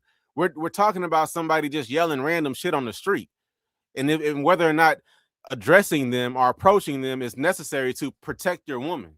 That can lead to stuff too. I mean, you know what I'm saying? I'm like walking through the streets of Oak Cliff when I was young, there was plenty of niggas sitting on their porch and was like, hey, little nigga, get your bitch ass from around here. You know what I'm saying? Like, and those niggas also jumped me like 2 or 3 times because I never said anything. Now, I understand if they'd have said, hey, little nigga, get your bitch ass from over here. And I'd have been like, who the fuck you talking to, nigga? And bucked up to them, they probably would have left me alone because they knew I was going to fight back. A lot of these weak niggas out there, they only do that shit because they like doing that shit to people who won't fight back. A random nigga downtown with a skateboard in his hand is not niggas sitting on the porch in Oak Cliff calling you a bitch ass nigga. Like that's Bro, I've like these niggas in downtown Dallas get drunk and say some stupid ass shit, nigga, and that's why so many people get shot in downtown Dallas. You know what I'm saying? Hey, it's. I'm nigga, tell your ass out of public, bro, because you gotta get that under control, bro. Nah, I've been doing it for years. The point is, Jorge is too old to be doing this shit, nigga, because little does he know, the nigga with the skateboard could be a fucking black belt. Nigga, you don't know. Just because they could be small stature, you don't know what the fuck somebody can do. But a black belt has more. That's what I'm saying. What you need to understand is that the person that's not talking has more discipline. So if this person is yelling, typically people who got hands typically aren't starting fights. Yeah, that's typically how it goes. But sometimes crazy motherfuckers do, and sometimes crazy motherfuckers got skill. And a lot of times in today's world, specifically here in Texas, which is why I want you to stay your ass inside. If this is how you still think, nigga, a lot of these crazy motherfuckers got guns. I mean, yeah, I don't nigga, like the other day, I'll give you an example, nigga, and you tell me if you would have handled this different. I'm pulling up to a light, right? It's a truck in front of me. You know how you get up to the light and there's a turn lane that kind of that appears at the end of the the closer you approach the light, the turn lane appears, right? Yeah. So I'm in the lane before the turn lane, right? But I can't get into the turn lane because the truck in front of me isn't giving me enough room to get over into that lane, right? Got you. Now I can clearly see that there's plenty of space between the truck in front of me and the car in front of them, right? So my first reaction is I'm not gonna start honking immediately, but I'm gonna scoot up close to the truck so he can feel me, see me in his rear view, and be like, oh, let me scoot up and let this nigga in. You know what I mean? Because that's what I would do. If I see that I'm keeping somebody from getting into the turn lane, I'll just scoot up, let them get into the turn lane. So I scoot all the way up as close as I can without hitting the nigga. He doesn't move. So I'm like, all right, beep, just give him a couple quick little hunks. Nothing. I'm not laying on the honk. I'm not laying on the horn. I'm not, being rude. I'm just like, like, hey, do you see me? Just trying to get by. He doesn't respond. So then I honk a little bit longer. This nigga rolls his window down with a smile on his face and makes the motion like, like go ahead, like try, basically saying like go up on the curb, like fuck you. You know what I'm saying? I'm not scooting up no more. I got off the horn, sat back in my chair, and just said okay, and waited for the light to change. Because this is Texas. If I get mad, get out the car and go up to his window, I could get shot. I don't know what this nigga got in this truck. And obviously he's not thinking clearly, or there's something wrong with them as a human being, because why the fuck do you have a problem with me getting into the turn lane? That has no impact whatsoever on the rest of your day. You know what I'm saying? But I let it go, because and I'm not gonna lie, bro. Like 10 years ago, I would have got out the car. I would have walked up to his window, because I need this nigga to know it's a problem. You know what I'm saying? Like I would have had that same attitude 10 years ago. I would have had that attitude, nigga. But right now, I feel like I know better. You know what I mean? And I'm not going to put myself in a position where I fuck around and get shot over some stupid shit because he wants to be dumb and I want to call him out on being dumb.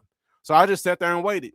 I waited for the light to change, for him to finally go, and then I got into my turn lane, went on about my day. It pissed me off, but that's how I decided to handle that. Do you think I did the wrong thing? Well, let me start at the beginning. Well, first, let me start by saying that, yes, we live in Texas, so you shouldn't be leaving the house without a gun. And anytime I'm anywhere, my gun is within an arm's reach. Like right now, my gun is within an arm's reach of me.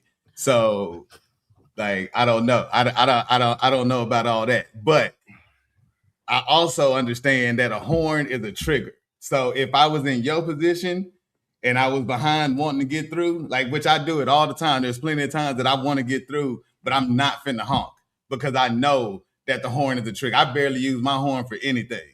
So, because it triggers people. And so, I don't know. That would have been me. I would have just waited and never honked. Now,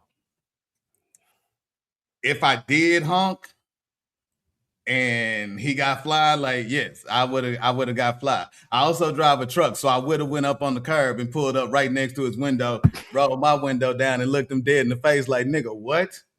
You know what I'm saying? At which point, like, I've done this plenty of times too. It's what I'm trying to explain.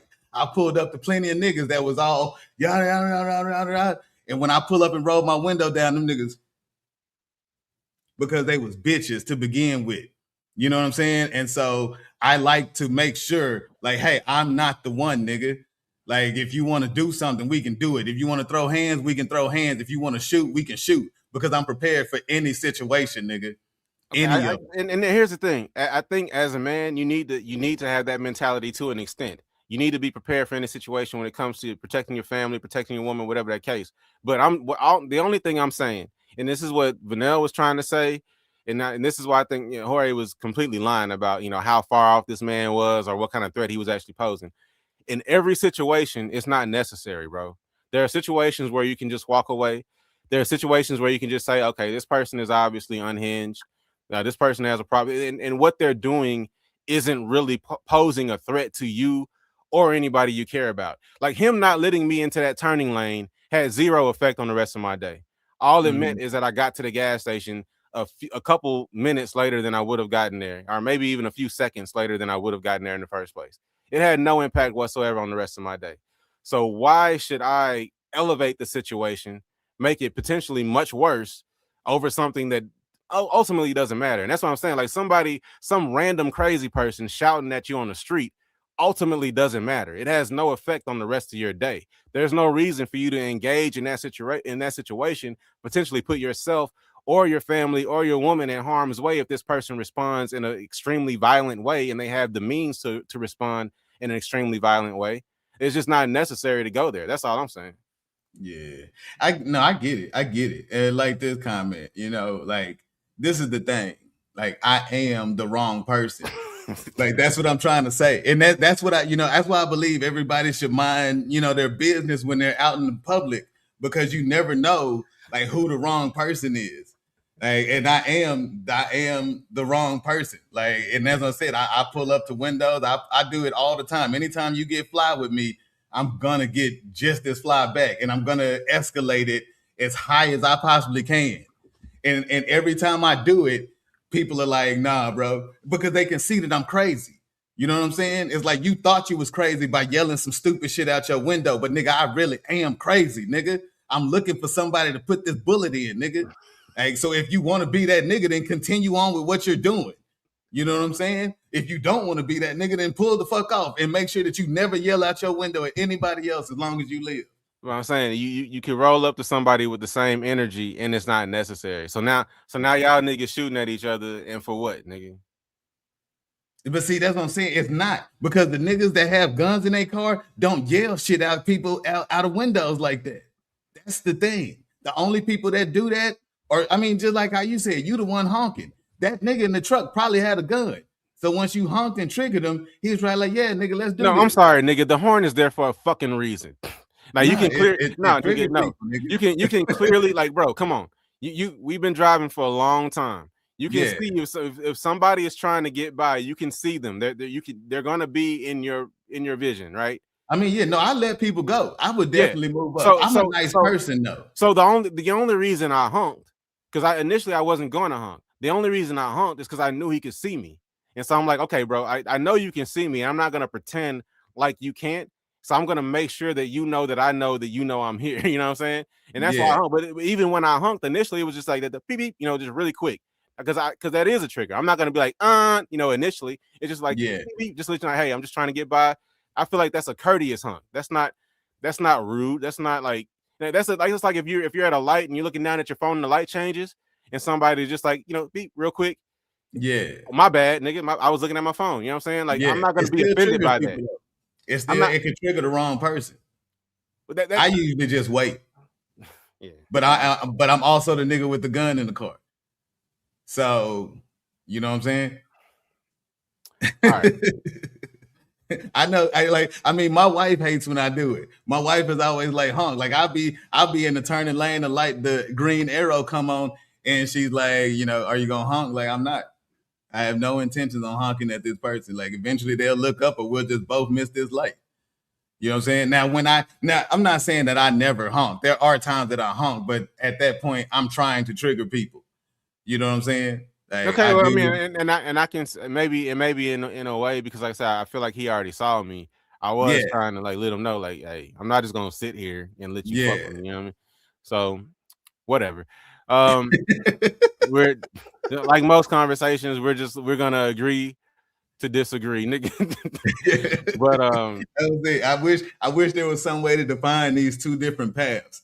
Like I know that it's two totally different paths, even though we're still very, very similar. But it's like I said, you're going to be the one that doesn't say anything, and I'm going to be the one that does. But I don't think either one of us is wrong. I think the person that says something is wrong. So. All right. So now I need you to tell me and the chat why you think that I'm wrong about David from Love Overboard. So if y'all don't know, he don't care. I've chased people down where my wife was like, "You're scaring me." It's like, I can pull over and let you out, and I'll come back and get you, but I'm gonna chase this nigga. So, and they all run. It's so stupid too. Like, why was you so big and bad, and now you running, nigga? Hey, let me catch up and talk to you, nigga. Love Overboard. Yeah. I talked about Love Overboard a couple lives ago, and then I ended up doing a summary video of the season, and this is what you're responding to, the summary video. So In Love Overboard, if you haven't seen it, spoiler alert.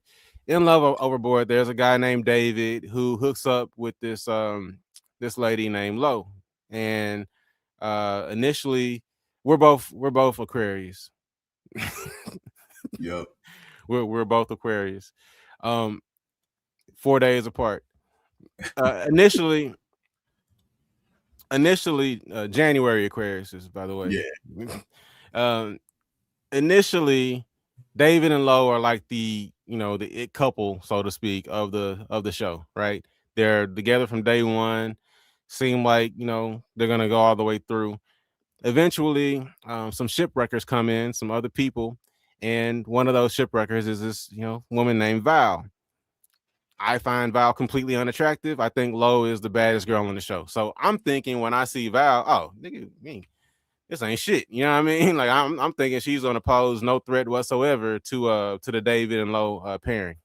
However, she does eventually get to take David on a date, as the singles are able to do. They're able to take one of the people that are in the couple on a solo date, and then see if they can form a connection. Of course, the show being messy sends them on a spa date where they're pouring honey on each other and doing massages and then going into a shower. While they're in the shower, she gives them head.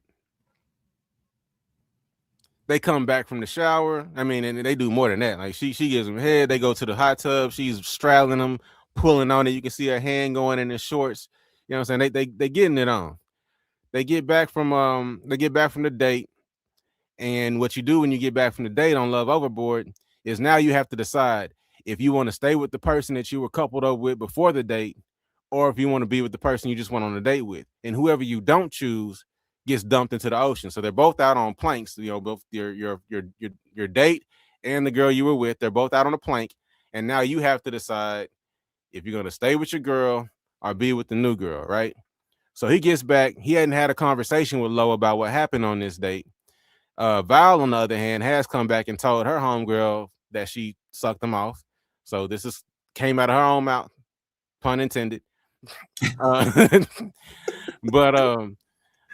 yeah, so they're out on the plank, and now David, without having had a conversation with Lo, is gonna have to decide. I left out the best part. The night before the date, David makes Lo his girlfriend. Now, throughout their time on the show, like we've seen Lo prevent David from having conversations with other people. Like every time another girl tries to talk to David, Lo gets activated, right? But what we don't see is David ever tell her to stop. We never see David say, hey, don't do that. Let me have these conversations. We just met. We don't see him set any kind of boundaries or even time out. Let me finish. We never see him indicate to her in any way that he has a problem with her stopping him from having conversations with other people or being so possessive of him immediately. Because from day 2, she was saying that they were married.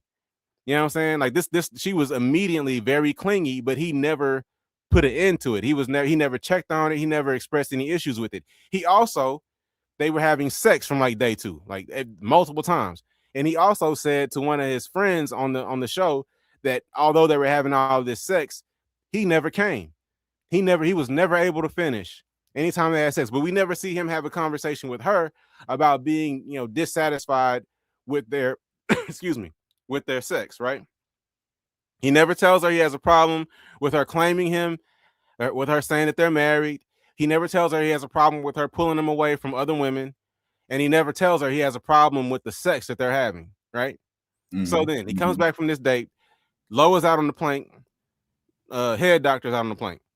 Now he has to decide if he's going to stay with Lo or stay with head doctor. Normally, this is a pretty quick decision, right? Low-key. Yeah. Normally, this is a pretty quick decision. However, this nigga stands up here for 45 minutes. These women, their legs are getting weak. They're tired. You know what I'm saying? Like they're standing out there literally on the edge of this plank over the water. It's not a very comfortable situation. It's very high up in the air. You know what I mean? And he says to Lo, I just don't know if you're going to be able to forgive what happened on this date.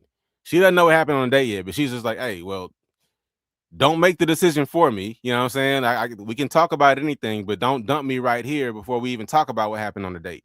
But eventually he does. He dumps low, picks head doctor. She goes into the water, right? I'm pissed the fuck off. I feel like, number one, because just to me, Low is just 100 times more attractive. I'm sorry. Like, she looks way better, nigga. You just blinded by Low.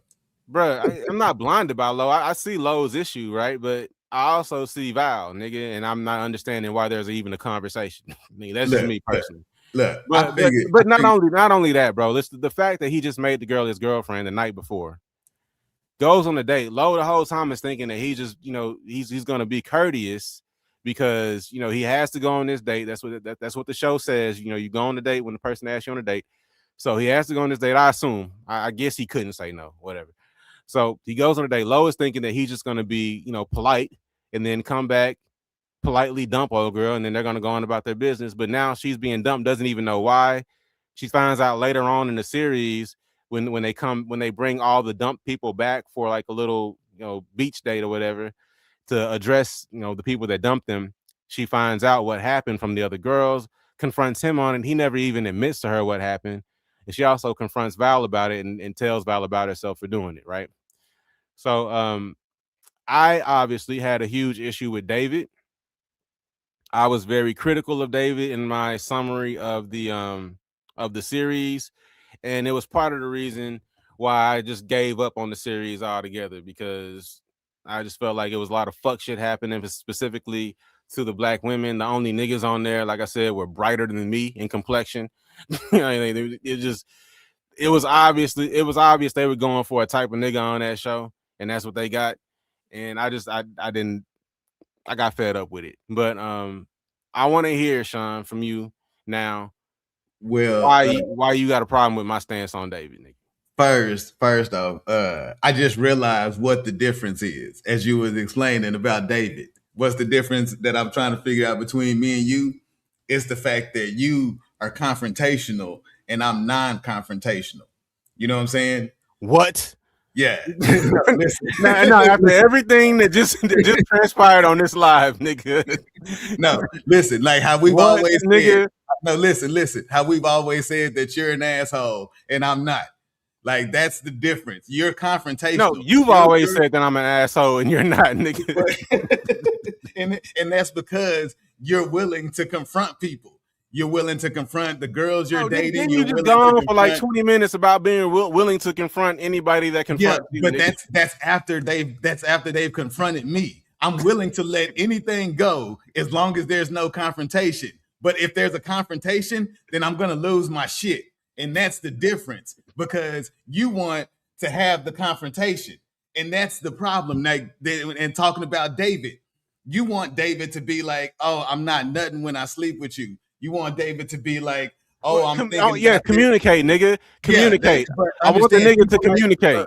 But understand, people like me, and it could be a flaw, it could be a problem, but people like me don't want the confrontation. So you don't want to communicate, nigga. That's not if he'd have said that to Lo, she'd have lost her shit, just like she did with everything else. Bro, there are ways to have conversations with people. There are ways to say things. Yeah, but some people you can't have conversations with. Some people it's gonna be a confrontation. And so if you don't like confrontation, and it could be just like with me, I don't like confrontation because I lose my shit. You know what I mean? Like some of my earlier fights, like niggas almost, like it was a few niggas that went to the hospital because once you started a confrontation, like, now I want to kill you. You know what I'm saying? Which is why I don't confront anybody on anything.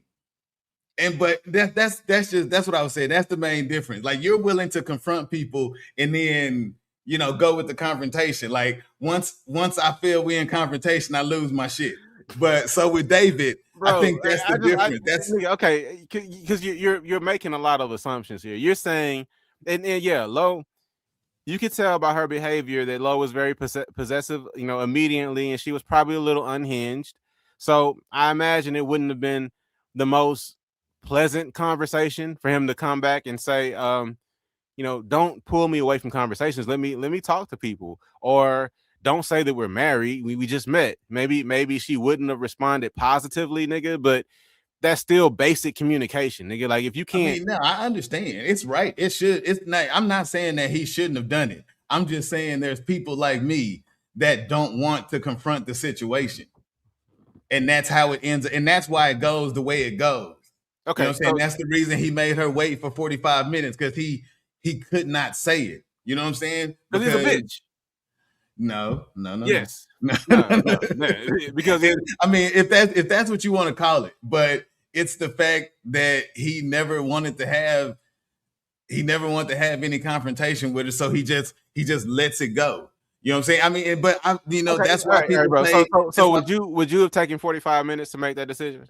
Like, first of all, I already told you, I'd have jumped off myself because I wouldn't have been able to make that decision. That's what I'm saying. I wouldn't have been able to say to either one of them what my decision was, and I'd have just taken myself off the show. But that's how non-confrontational I am. That's avoiding. I don't know if you want to call that non-confrontational. I think non-communicative. I don't know, but I'm saying they done put me down. Like, there's a bunch of girls that hate me because I just straight ghosted them. Like, I don't want to tell you that we broke up because I've told girls that we broke up and they fell out in the street crying. Like, I don't want that. So it's easier for me to just no nigga enjoys the breakup conversation. Yeah, typically, so it's easy to just typically we're way less emotional in that moment. So no nigga looks forward to or enjoys that conversation, but you still gotta have the fucking conversation. So you would have just jumped off the plank yourself. Like, let's go back a little bit further. Would Val have been able to tempt you? Hell yeah. Yeah, when you described it to me, you didn't say nothing about that ass. So I would. So when I was talking to her, when you showed me that picture, it was a difference than when I saw her on screen, nigga. Bro, you cannot be so ass blind, nigga, that it overtakes everything. Nah, I'd have did everything David did. It went down the exact same way, most likely. That's all it takes, nigga. I mean, no, he didn't want to be with Lo. He never wanted to be with Lo to begin with. And once she started showing those signs of being, crazy. So why did he make her his girlfriend? Because he was non-confrontational. You know how many girls I've made my girlfriend that I didn't want to be my girlfriend, nigga? It's because they wanted to be my girlfriend. You know what I'm saying? And I didn't know how to tell them that I didn't want it. So I just, okay, cool.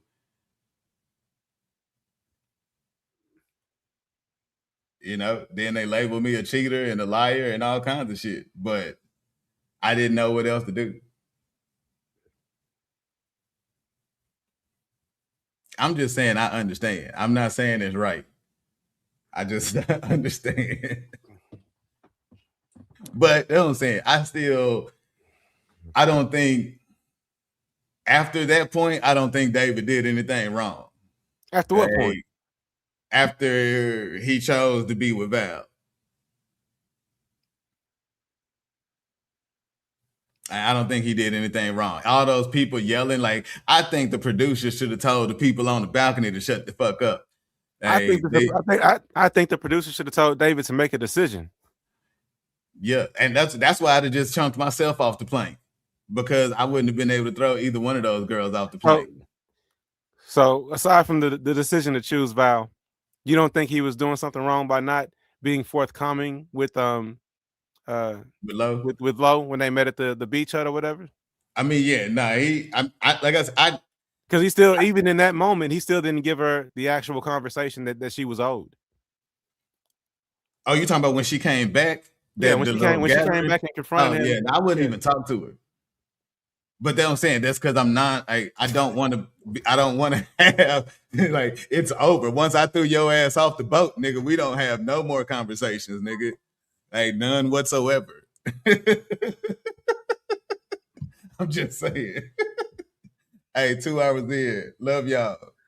Keep watching. Like and subscribe, please.